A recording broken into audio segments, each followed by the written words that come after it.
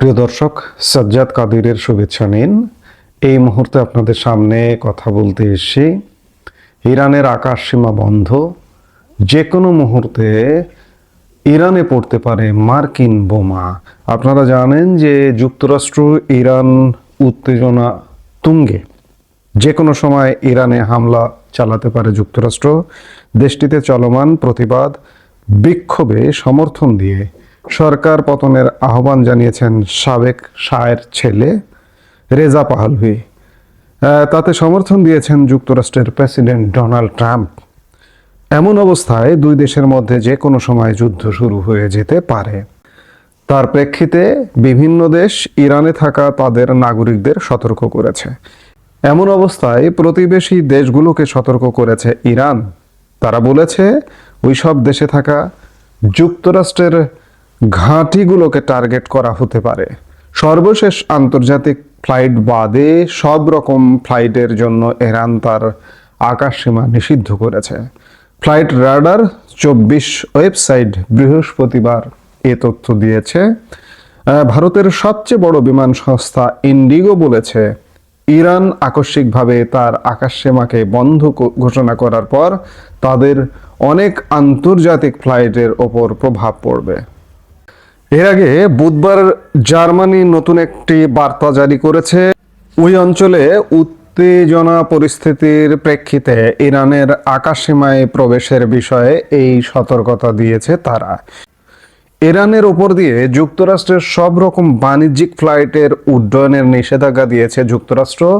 এছাড়া ইরান ও যুক্তরাষ্ট্রের মধ্যে সরাসরি কোনো ফ্লাইট পরিচালিত হচ্ছে না।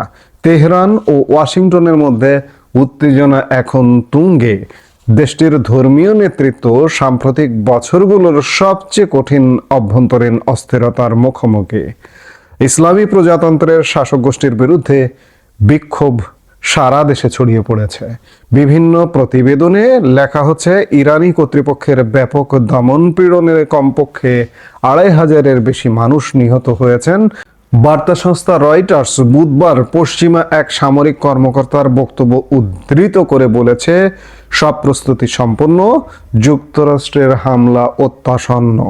তবে ইউরোপিয়ান দুজন কর্মকর্তা বলেছেন পরবর্তী ২৪ ঘন্টার মধ্যে যুক্তরাষ্ট্র এ পরিস্থিতিতে হস্তক্ষেপ করতে পারে। ইসরায়েলি একজন কর্মকর্তা বলেছে ট্রাম্প ইরানে হস্তক্ষেপ করার সিদ্ধান্ত নিয়েছেন বলেই মনে হচ্ছে। তবে কখন তিনি এই পদক্ষেপ করবেন তা পরিষ্কার নয়। এদিকে যুক্তরাষ্ট্রের এক কর্মকর্তা বুধবার বলেছেন মধ্যপ্রাচ্যের বিভিন্ন ঘাঁটি থেকে নিজেদের লোকজনকে প্রত্যাহার করে নিচ্ছিল যুক্তরাষ্ট্র। তেহরান প্রতিবেশীদের সতর্ক করার পর এই অবস্থা নেয় যুক্তরাষ্ট্র। ট্রাম্প প্রকাশ্যেই বিক্ষোভকারীদের সমর্থনে ও হস্তক্ষেপে ইঙ্গিত দিয়েছেন, যা ওয়াশিংটন ও তেহরানের মধ্যে উত্তেজনা আরও বাড়িয়ে দিয়েছে। এতে ইরানের সর্বোচ্চ নেতা আয়াতুল্লাহ আলী খামেনির ক্ষমতার ভিত্তিকে চ্যালেঞ্জের মুখে ফেলেছে। তবে বিশ্লেষকরা সতর্ক করে বলছেন যুক্তরাষ্ট্রের সামরিক হামলা উল্টো ফল দিতে পারে। তাদের মতে বাইরের সামরিক চাপ ইরানের নেতৃত্বকে জাতীয়তাবাদী আবেগ জাগিয়ে তুলতে এবং শাসক গোষ্ঠীর চারপাশে অভ্যন্তরীণ সমর্থন আরও সুসংহত করতে সহায়তা করতে পারে। মধ্যপ্রাচ্য জুড়ে যুক্তরাষ্ট্রের ব্যাপক সামরিক উপস্থিতি রয়েছে। ওমান, কাতার, বাহরাইন, কুয়েত ও ইরাকে মার্কিন ঘাঁটি ও স্থাপনা ছড়িয়ে আছে। এই বিস্তৃত উপস্থিতি এই অঞ্চলে ওয়াশিংটনের দীর্ঘমেয়াদী কৌশলগত বিনিয়োগকে তুলে ধরলেও একই সঙ্গে মার্কিন বাহিনীকে পাল্টা আক্রমণের ঝুঁকিতেও ফেলে দিয়েছে। গত বছর ইরান একটি মার্কিন ঘাঁটিতে হামলা চালানোর পর ওয়াশিংটন ওই স্থাপনায় কর্মী সংখ্যা কমিয়ে আনে। একই বছরের জুনে তেহরান কাতারের আল উদেইদ ঘাঁটিতে হামলা চালিয়ে নিজেদের সক্ষমতা প্রদর্শন করে, যা ইরানের ভাষ্য অনুযায়ী মার্কিন পারমাণবিক স্থাপনায় হামলার প্রতিশোধ ছিল। এরপর খামেনির জ্যেষ্ঠ উপদেষ্টা আলী শামখানি ট্রাম্পকে সতর্ক করে বলেন, এই হামলা প্রমাণ করেছে যে কোনো আক্রমণের জবাব দেওয়ার ইচ্ছা ও সক্ষমতা ইরানের রয়েছে। ইরান ইতিমধ্যে ঘোষণা দিয়েছে প্রতিবেশী তাদের দেশগুলো, মধ্যপ্রাচ্যের দেশগুলো, যে তাদের উপরে হামলা করা হবে, যার কারণে কাতারের সামরিক ঘাঁটি থেকে ইতিমধ্যেই সৈন্যরা পালিয়েছে। পালিয়ে যাওয়ার মতো অবস্থা আর কি। মার্কিন যুক্তরাষ্ট্র প্রস্তুতি নিয়ে কমপ্লিট। এই যে ইরানে অভ্যন্তরীণ যে নিজেদের দ্রব্যমূল্যের ঊর্ধ্বগতি, ডলারের মূল্য বৃদ্ধি, জীবনযাত্রার মান নেমে যাওয়া, এগুলোকে উস্কায় দিয়েছে, এগুলোকেও মার্কিন যুক্তরাষ্ট্রই উস্কায় দিয়েছে। আবার সরাসরি হুমকি। আমি দুদিন আগেও একটি ভিডিওতে বলেছিলাম যে ইরান আসলে উভয় সংকটে, একদিকে নিজ দেশের জনগণকে উস্কিয়ে দিয়েছে, আর একদিকে সরাসরি নিশানা করা হচ্ছে ইরানে হামলার। এই সংকট থেকে ইরান কি উদ্ধার পাবে? ইতিমধ্যে মার্কিন যুক্তরাষ্ট্র তাদের প্রয়োজনীয় ব্যবস্থা শুরু করেছে।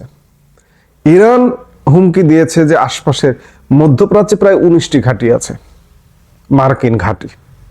এর মধ্যে কাতারের উদেদ বিমান ঘাঁটি বা উদেদ সামরিক ঘাঁটি সবচেয়ে বড়, এবং 40 থেকে 50 হাজার সামরিক বাহিনীর সদস্য আছে, মার্কিন সামরিক বাহিনীর সদস্য মধ্যপ্রাচ্যে। সেখান থেকে কমিয়ে আনা হচ্ছে, কমিয়ে আনা নিজেদের নিরাপত্তার জন্য। এদিকে ইরান ইতিমধ্যে আকাশ সীমা বন্ধ করে দিয়েছে। তাহলে কি আমরা ধরে নিতে পারি, আজকে বৃহস্পতিবার 15 জানুয়ারি আমরা কথা বলছি, যে কোনো সময় যুক্তরাষ্ট্র এবং এই পশ্চিম এশিয়ার দেশ ইরান বা মধ্যপ্রাচ্য সংলগ্ন দেশটি ইরান একটা যুদ্ধ দেখতে যাচ্ছে পৃথিবী? অবস্থা কিন্তু সেদিকেই যাচ্ছে। মনে হয় যে কোনো মুহূর্তে একটা যুদ্ধের পরিস্থিতিতে ঢুকে যাবে ইরান এবং যুক্তরাষ্ট্র।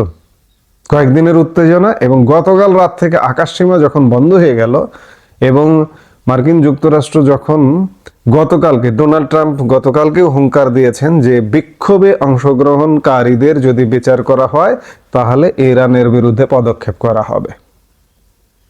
আবার কোন কোন সংবাদ মাধ্যম বলছে যে বিক্ষোভে অংশগ্রহণকারীদের যে ফাঁসি কার্যকর বা শাস্তি কার্যকর করার পরিকল্পনা ছিল ইরানে, তা থেকে পিছিয়ে এসছে। কি হচ্ছে আমরা নিশ্চয়ই কি হচ্ছে এর উত্তর পেয়ে যাব, আজকে কালকেই উত্তর পেয়ে যাব। ইরান এবং মার্কিন যুক্তরাষ্ট্র এই অঞ্চলে আর একটা বড় যুদ্ধের মুখোমুখি হচ্ছে কিনা। এই মুহূর্তে এ পর্যন্ত। সবাই ভালো থাকুন, সুস্থ থাকুন। আমাদের ভিডিওগুলো নিয়মিত পেতে সাবস্ক্রাইব করুন Sajjad Kadir and the legends YouTube channel, এবং লাইক, কমেন্ট, শেয়ার করে সাথে থাকুন।